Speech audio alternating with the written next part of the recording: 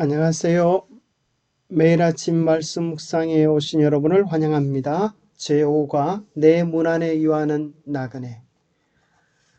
우리는 지난 과에서 하나님께서 우리에게 주시는 첫 번째 계명, 마음을 다하고 뜻을 다하고 힘을 다하여 하나님을 사랑하는 법을 배웠고, 오늘은 제5과는 사람과의 관계를 배우게 됩니다.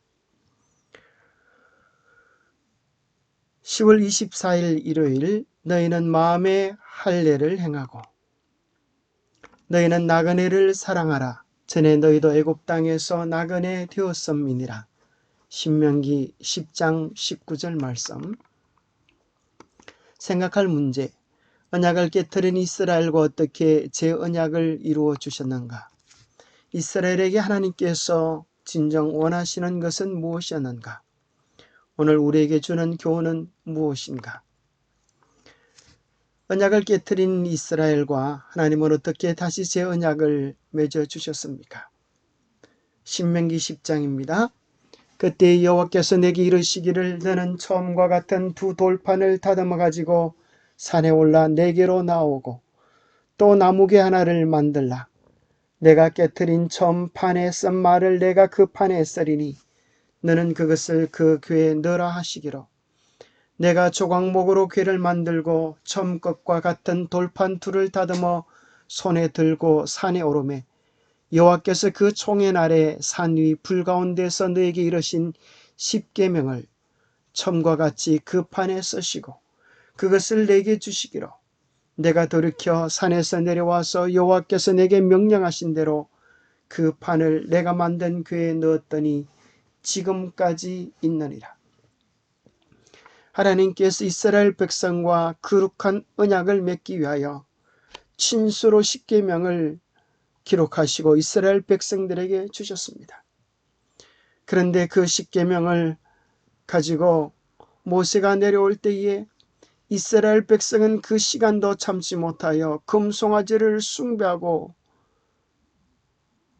있었습니다. 참으로 모세는 십계명이 기록되어진 두 돌판을 땅에 던졌습니다. 모세의 이러한 행동은 언약이 깨어진 것을 상징하는 것이었습니다. 백성들의 범죄에 대한 그의 혐오감을 나타내 보이기 위하여 그는 돌비를 내던졌다.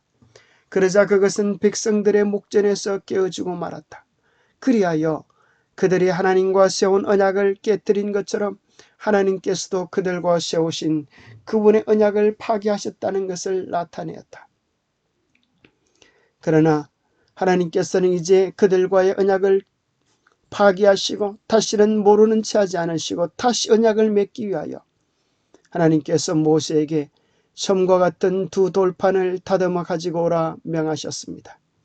처음 판에 쓴 말을 그 판에 다시 쓰시겠다고 하신 것은 하나님께서 이스라엘 백성들을 용서하셨으며 그들이 지은 죄에도 불구하고 그들을 버리지 아니하셨음을 보여주시는 하나님의 사랑이셨습니다.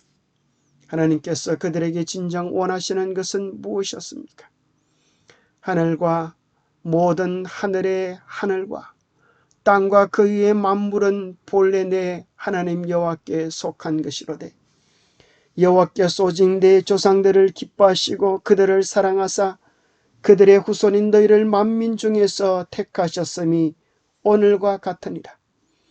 그러므로 너희는 마음에 할례를 행하고 다시는 목을 곧게 하지 말라.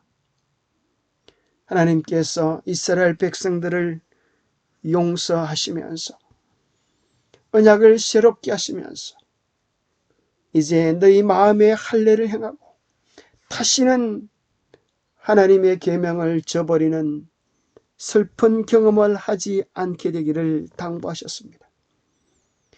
하나님을 가까이 하라. 그리하면 너희를 가까이 하시리라. 죄인들아 손을 깨끗이 하라. 두 마음을 품은 자들아 마음을 성결하게 하라. 신약 성경에도 하나님의 그 간절한 바람은 이렇게 울려지고 있습니다.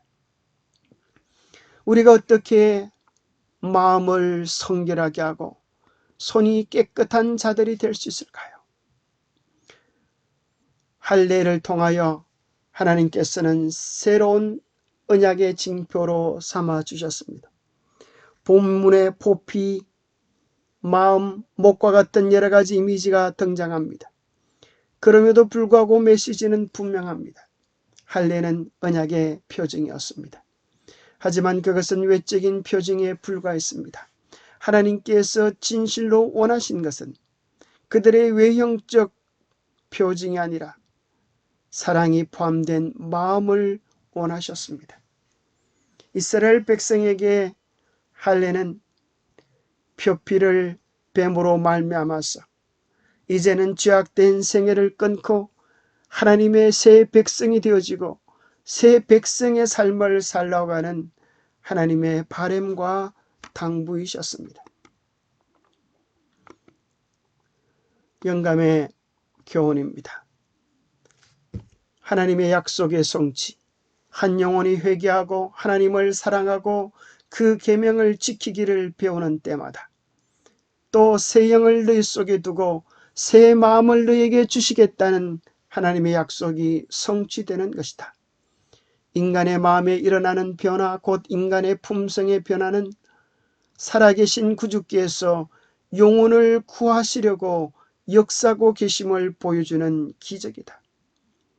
흔히 많은 사람들이 생각하기를 사람은 고쳐 못 산다 그렇게 말합니다.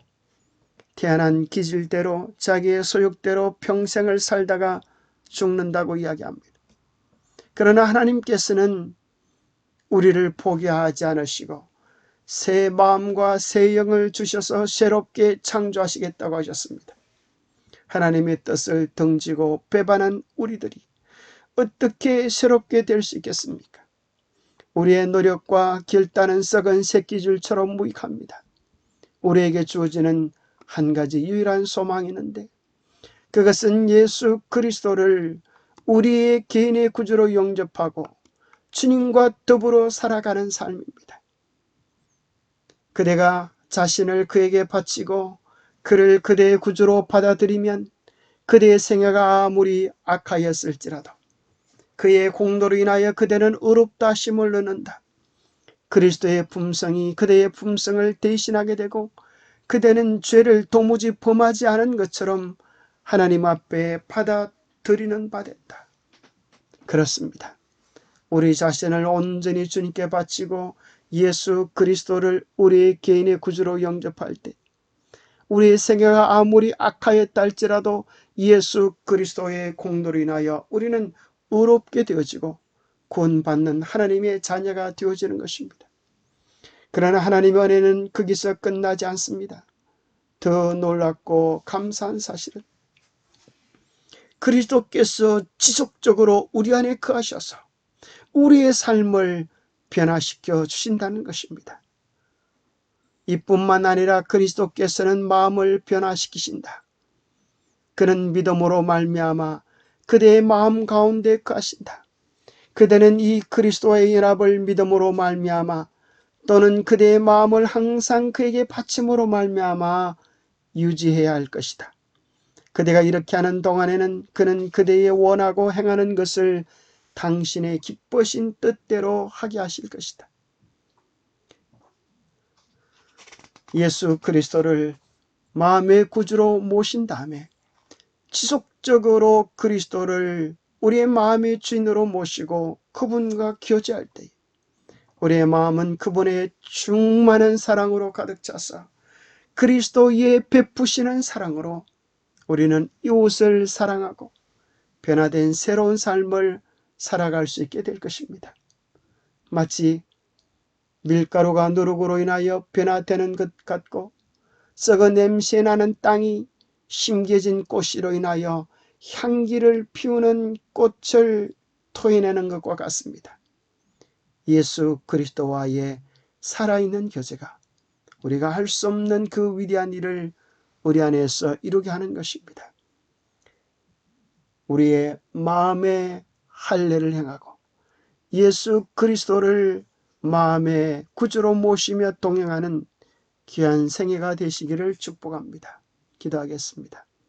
하나님 아버지, 우리는 주님과의 언약을 깨뜨린 죄인이지만 주님께서 우리를 버리지 않으시고 그 영원한 사랑으로, 그 무한한 자비로 우리의 죄를 용서하시고 다시 내 백성 삼으시겠다고 하심을 인하여 감사합니다. 이제 우리는 마음의 표피를 빼고 우리의 죄악된 생활을 버리고 온전히 주님을 의지하기를 원합니다. 주님을 우리의 개인의 구주로 모시고 매일 주님과 함께 살아가는 삶을 살아가기 원합니다. 성령님, 우리 안에 오셔서 우리를 다스려 주시옵소서. 우리가 할 수 없는 그 위대하고 놀라운 일을 우리 안에서 이루어 주시옵소서. 우리와 맺은 언약을 잊지 않으시고 우리가 진심으로 회개할 때마다 용서해 주시며 다시 한번 기회를 주시는 하나님의 은혜에 감사합니다. 온 마음과 뜻을 다하여 하나님을 사랑하는 참된 주의 백성이 되도록 축복해 주시옵소서. 날마다 우리를 온전케 하시는 주님을 바라보며 주님을 닮아가는 우리 생애가 되도록 복 주시옵기를 우리 주 예수 그리스도로 모자하여 간절히 간구하옵나이다. 우리는 우리의 마음을 어찌할 수 없지만 우리의 마음을 창조하신 그분께서 우리 안에 오시면 우리의 마음도 우리의 삶도 새롭게 될 수 있습니다. 오늘도 주님과 함께 살아가는 귀하고 복된 날 되시기를 축복합니다. 감사합니다.